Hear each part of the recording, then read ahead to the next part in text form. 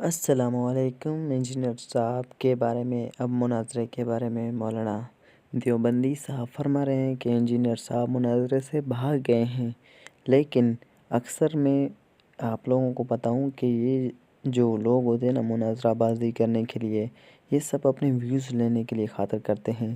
جب انجینئر صاحب نے اپنا مقدمہ آگے رکھ دیا ہے تو کسی کو بھی یہ توفیق نہیں ہو رہی کہ آگے اپنا جواب دے، سب اپنی بھاگ رہے ہیں اپنی جگہ چھوڑ کر بس۔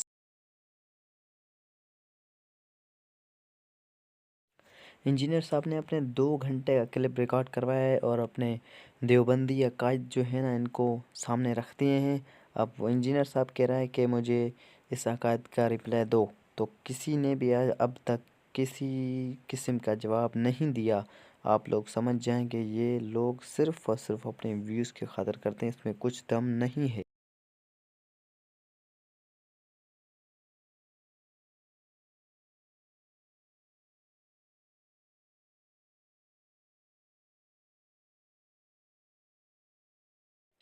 مولانا نے انجینئر صاحب کو فل بر فل چیلنج کیا ہے اب مناظرے میں آنے کا، سامنے بیٹھنے کا۔